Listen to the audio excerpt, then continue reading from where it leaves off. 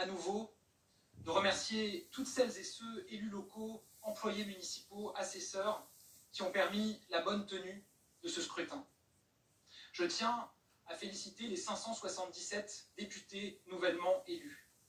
Chacun a entre ses mains une part de notre souveraineté nationale, qui est notre bien le plus cher. Tous, réunis, représentent notre nation. Mesdames et messieurs, cette dissolution, je ne l'ai pas choisie, mais j'ai refusé de la subir. Et avec nos candidats Ensemble pour la République, nous avons décidé de nous battre. Mon engagement dans cette campagne était pour moi un devoir. Dès le début de cette campagne, j'ai alerté sur 3 risques.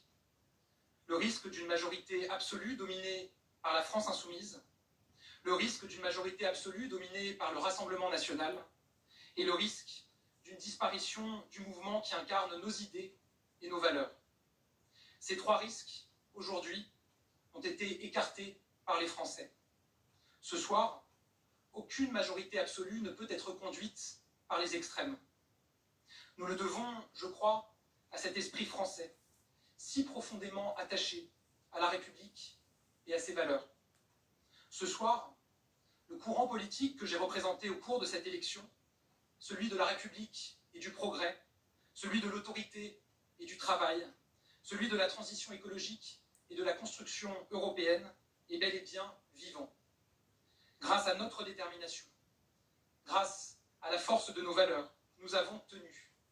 Et nous sommes debout, avec 3 fois plus de députés que ce que donnaient certaines estimations au début de cette campagne.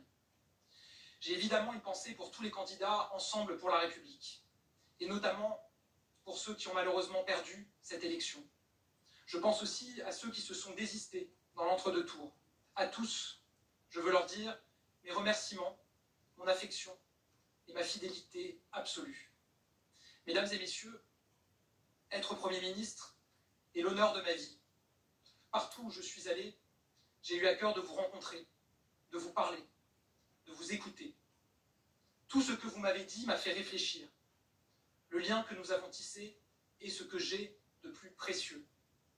Ce soir, la formation politique que j'ai représentée dans cette campagne, quand bien même elle a réalisé un score 3 fois supérieur à ce qui était prédit ces dernières semaines, ne dispose pas d'une majorité.